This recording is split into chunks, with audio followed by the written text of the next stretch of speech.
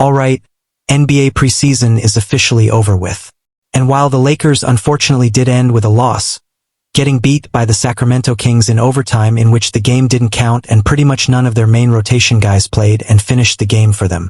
They showed plenty throughout this game and plenty throughout preseason and have now officially revealed their starting lineup and likely their main rotation entering opening day with their starting lineup obviously without LeBron including Austin Reeves, Luka Doncic, DeAndre Ayton, Rui Hachimura, and the fifth and final starter that we have been waiting to be named, Gabe Vincent. No, not Jared Vanderbilt, not Marcus Smart, not even Jaden Ivey. The top three that many thought would be in line for it and possibly competing for it. None of them were picked. Lakers are making a bold move by revealing that it will in fact be Gabe Vincent. That their starting lineup tonight will be the one that they go with on opening day and that player in fifth starter will in fact be Gabe Vincent. And while that might be shocking for you if you haven't watched preseason and really haven't been keeping up with their team, it probably shouldn't be that shocking if you have. After all, he entered this game averaging 17 points per game throughout preseason. Not to mention 17 points per game in only 22 minutes per game, having an 18-point first quarter the other night against Dallas. Once again, having a great game tonight, dropping 14 points on 4 or 5 from beyond the arc, looking like the Miami Heat version of Gabe Benson offensively, looking like he can be a great on-the-ball and off-the-ball player for them this season, looking pretty good defensively while doing it and often being quoted as one of the leaders on their team. So I'm really not that shocked by it. Yes, he probably would have been my pick as I have kind of been leaning in the direction of Jared Vanderbilt, but with Vanderbilt still not proving to be effective nor reliable offensively or from the three-point line, I'm not entirely opposed to going with Gabe Vincent. Again, he looks great for them right now. Obviously, he is healthy and is well-liked and trusted by the entire team and coaching staff. So I'm definitely not against it. However, apart from the starting lineup, I think we got the entire rotation revealed tonight, too. Not only the 5 guys that began the game, but the 10 guys that will likely be in the opening day rotation. After the 5 starters then came off the bench was Marcus Smart, then Jared Vanderbilt, then Jackson Hayes, followed by Jaden Ivey. Then it took a while longer for the 10th rotation guy to come in. But eventually it did come out with Maxi Kleber. No, not Dalton Coney. No, not Christian Koloko or Nick Smith Jr., but Maxi Kleber, who was in fact finally cleared to play and finally cleared to get back in game action. He eventually did become that 10th rotation player for them, getting some playing time after halftime in the third quarter. They ran a 9-man rotation during the first half, which may be indicative of what they will go with opening day. If Jackson Hayes wouldn't have got hurt or was kind of limited after halftime, then maybe they run a 9-man rotation, don't even go with Maxi Kleber or Dalton Coney after halftime. But if they do run a 10-man rotation, it did appear to be that Maxi Kleber will be that 10th man over Dalton Coney. So, also something to watch and something to kind of watch play out here too. Overall though, that's what their final preseason game revealed to us. Not only their starting lineup, or I guess kind of temporary starting lineup, but the actual 5th and final starter in it and the entire rotation, which includes Gabe Vincent in the starting lineup again being that 5th and final starter, and their rotation might have 9 or possibly 10 players, which likely doesn't include Dalton Castle but could include Maxi Kleber, along with the other 4 coming off the bench. Marcus Smart, Jake LaRavia, Jared Vanderbilt, and Jackson Hayes. So, with all that said, what do you think? How do you feel about their official starting lineup for opening day? What are your thoughts on Gabe Vincent being chosen over players like Jared Vanderbilt, Marcus Smart, or Jake LaRavia? And how do you feel about the overall rotation? Share your thoughts in the comments below. With that in mind, let's hear from JJ Redick talking about their final preseason game, how they looked on the court, the starting lineup, and what they need to improve heading into the regular season. Tonight, and anything that kind of correlates with what you've seen throughout the preseason that you're thinking about before the regular season opener? The biggest thing from tonight was just our passing. 28 assists, 10 turnovers, 9 live ball or dead ball turnovers, 1 shot clock violation. The reality is we should have about 35 assists. We've got to figure out our lobs. And then we had a couple of Harlem Globetrotter plays when the simple play was right there.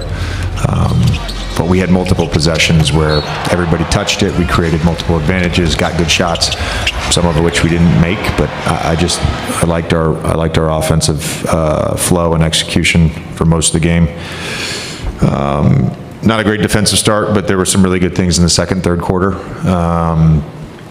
I challenged the guys to be into the basketball more. We were just so far off the body every time we got an ice or a weak call, and they were better in the second half. Better, not perfect, but better. And I think just overall, good to have like a Marcus Smart game. Did some really good things, and that's a positive sign for us going into the regular season. All the our starting five, all in the plus minus, and 3 of them in double figures. So I liked overall that group together. So again, another game where I think we took a step in the right direction. To follow up on Smart, the first game he played, obviously just trying to get his legs under him. What did you see tonight, and what does that kind of tell you about where he's at going into the season? Just feel the comfort level, the rhythm, the confidence, all that stuff. He didn't touch the ball a lot against Phoenix, but he was shot ready and aggressive off the dribble, made a couple really nice drives. And then defensively, just being active and disruptive and physical, dove on the floor. It's just a lot of like Marcus Smart plays in that game.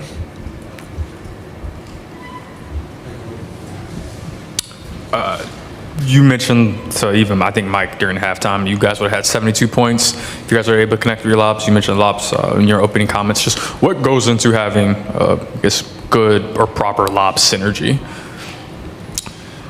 Concentration plus control. Like you were more comfortable, obviously, at the first game to just kind of get on the floor. How did you feel physically, and kind of was it up to where you were expecting? Yeah, I felt great. That first game is always a little tough. You're just trying to really get your feet under you, figure things out, and use that time to get to used to playing with your teammates. Got that game out the way, felt really good. Today was a little bit more aggressive, so each day, constantly just ramping it up, and it's here, 3 days. So I felt great out there, and we're going to continue to get better. What's your level of, I suppose, just excitement heading into the opener? You mentioned feeling pretty good physically. It's here after a long couple of years. So where are you at like that mentally? Oh, mentally, I'm ready. In the last 2 years, I think I only played like 60 games, if that, between the 2 years. And for me, that was really tough. I just wanted to get back to a team and show what I can really do and what I could bring to this team. So, to be able to come here to, this historic franchise and to be able to do that, I'm very excited. Marcus, Luka pointed to the physicality being the thing that was lacking the most compared to even what he saw in preseason practices versus on the court in exhibition games. You're known for have that part of your skill set, right? How does a team take that on and start making that part of their identity?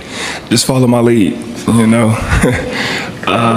that's really it. I'm gonna try to set the tone each and every night, just kind of piggyback off me. It's gonna be nights where I don't have it, and that's part of the game. It's 4 other guys out there with you, and so just really picking up what I'm putting down. Me and Vando, we go out there and Gabe, and we try to bring the tone every time. So if they can just follow us, and which they are, we're, like I said, we're working on getting used to each other and understanding what each other likes to do and what we can do and what we're willing to do. So once we get that under control, I think you'll see a lot more physicality from the whole team. Marcus, what's the best version of yourself offensively, and how close to that do you feel like you got tonight? You saw a glimpse tonight. This is probably the best I felt tonight was since I got here, and as I continue to get better and get to 100%, you'll see more nights like tonight where I'm aggressive and I'm moving very well, and just energy on both ends of the floor, and I'm close. Marcus, you played with Vando quite a bit tonight.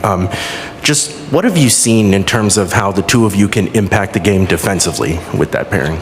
Just our versatility. We're able to guard multiple positions, but having Vando on that court, especially, when you get tired or you might be getting cooked by a guy that night. You just got a hot hand. We have the luxury to say Marcus Vando switch off, and that's the big key part for us.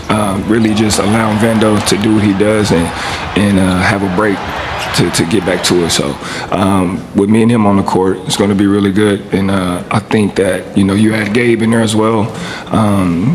Us three, we're definitely going to set the tone, like I said earlier.